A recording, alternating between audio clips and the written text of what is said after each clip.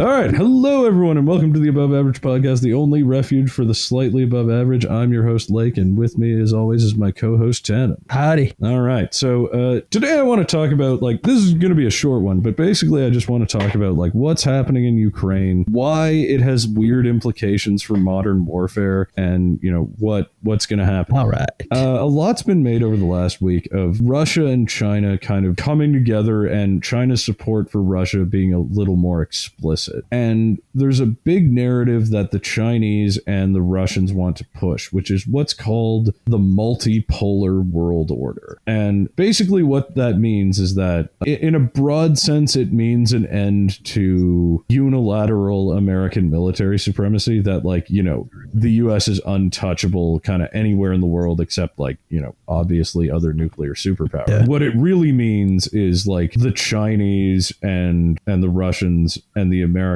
will have, what the Chinese and the Russians want is, for them to have their own spheres of influence that the Americans can't touch. So, they can invade Burma or Ukraine or Thailand, or Taiwan whenever they want, and that's their sphere of influence, and the Americans won't do anything. And they're essentially kind of trying to create a world order that exists outside of the judgment of American and European NGOs who care about human rights and the rights of free press, and what's more important to them is counterterrorism, fighting drug trafficking, and again, being uninterfered with in their own spheres of influence. And this push has created kind of strange bedfellows in that a lot of countries in the Middle East who are traditionally allied with the United States, like Saudi Arabia, want this sort of multipolar world order which doesn't give a shit about human rights and just kind of lets them do their own thing. And so the Saudis, this kind of goes back to the whole Uyghur thing where,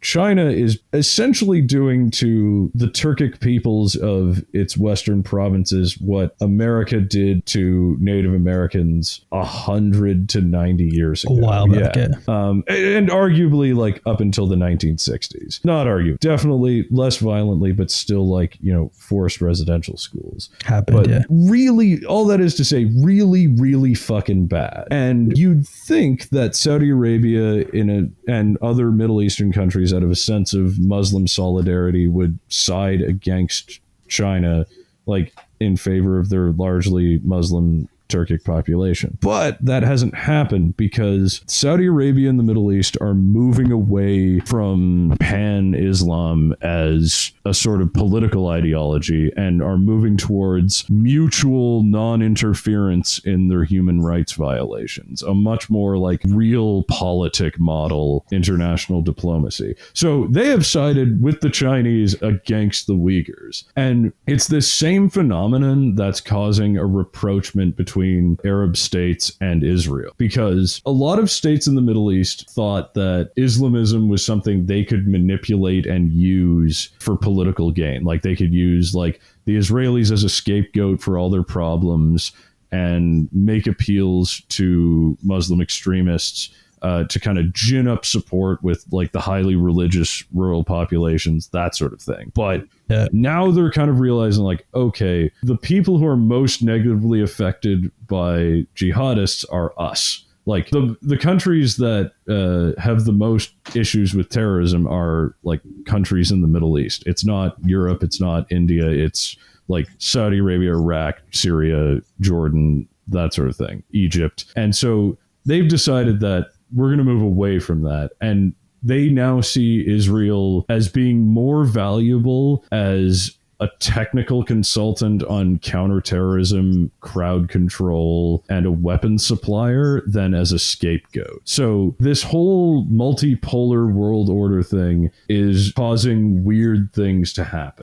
Namely, China allying itself with Russia, Saudi Arabia having a rapprochement with Israel, and, the fall of tacit support for jihadism in some elements of governments in the Middle East. Like, never super explicit, but now they're not even like entertaining the idea.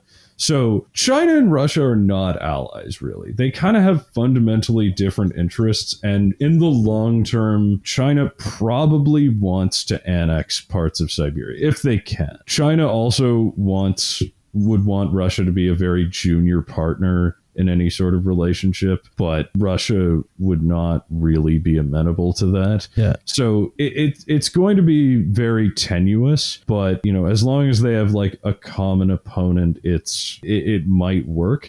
But the issue is that the Chinese are very, very opposed to ethnic separatism. Like, separatism in China carries the death penalty. They have their own issues with separatists in Tibet and, as I mentioned, in formerly Uyghur inhabited areas of Xinjiang, whereas Russia is very big on ethnic separatism. But when it favors them, like, it's like we are going to lay claims to everywhere with ethnic Russians. So it's not, and also the whole mutual non-interference thing doesn't necessarily jive with Russia's invasion of Ukraine. So, like, we'll see what the Chinese do. It looks like they're going to like offer political support to the Russians, kind of as a means of their own power play, but they're not going to supply the Russians with weapons. Which, anyway, brings me to the main point I wanted to make, which is that we've run into this weird situation with modern warfare where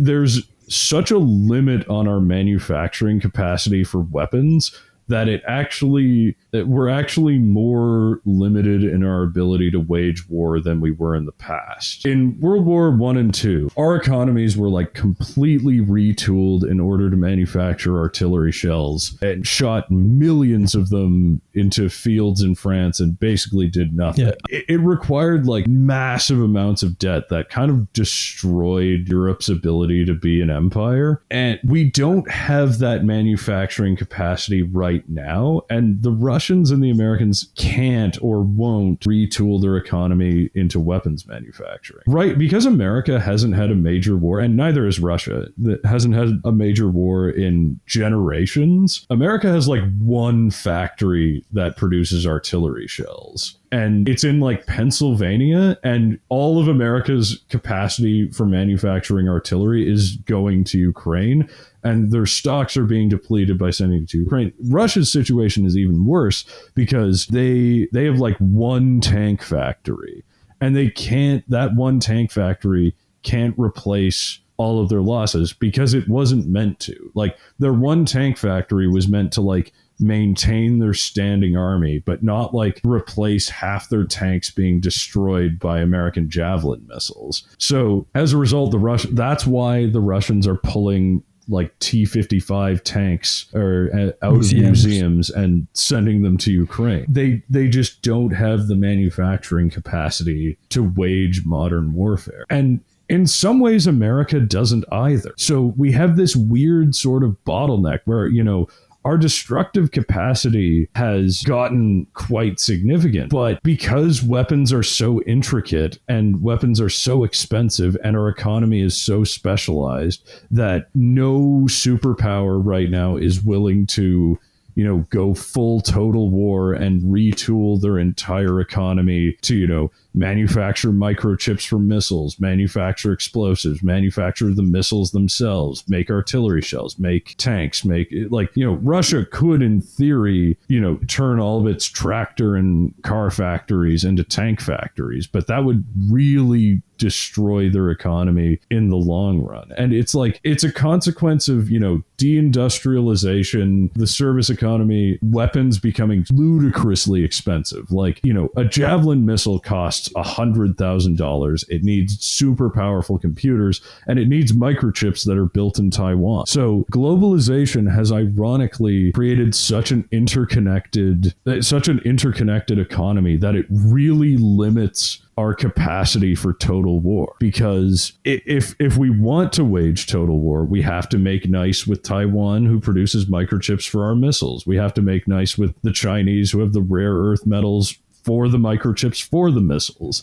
So there's all of these choke points where unless everyone's sort of on board, you just can't do it. You can't have enough weapons, have enough ammunition, have enough missiles, have enough artillery in order to wage modern warfare successfully. And we may get to the point where Russia decides that invading Ukraine is the most important thing in the world, and they're going to dedicate all of their manufacturing capacity to the invasion. It doesn't look like they can do it, and it doesn't look like they want to do it. Yeah.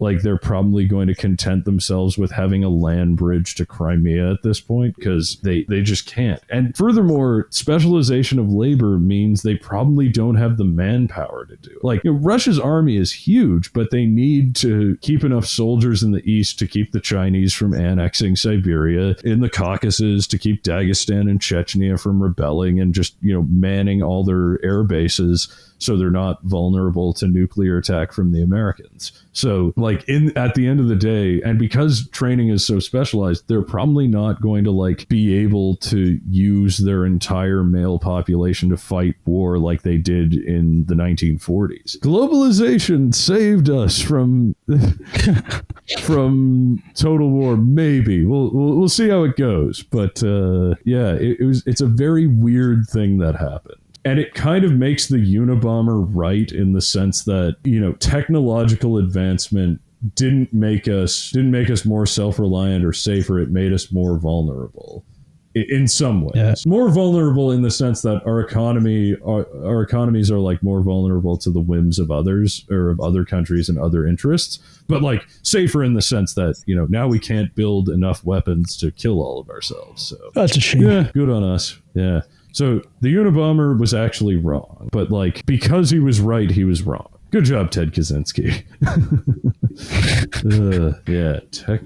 But which, I'm all skeptical of this because I am skeptical of what I just said, if only because there was this idea that economies were too dependent on one another, and warfare was too expensive and too costly to wage back in years before the First World War, and that obviously turned out to be painfully wrong, because I think what fascism understands about human nature that socialism and liberalism don't is that socialism and liberalism very much based on a material understanding of human need, in the sense that we want material comfort, we want enough food to eat, shelter, entertainment, love, family, all that good stuff. But what fascism understands about people is that we also have this dark, horrible need for destruction and struggle. And it says no, I don't offer you comfort, I offer you war. And, in the words of Winston Churchill, blood, sweat, and toil. People have fucking eaten it up.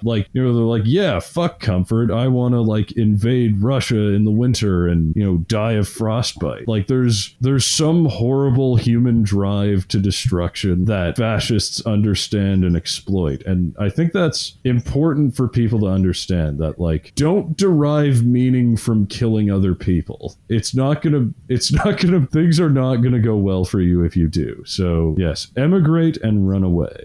Yes, there's no shame in cowardice. All there is living and dying. So yeah, don't fall for it. Don't fall for it. I mean, you will, but it's in your nature probably. So yeah. Anyway, so that was pretty dark, but yeah, enjoy your day.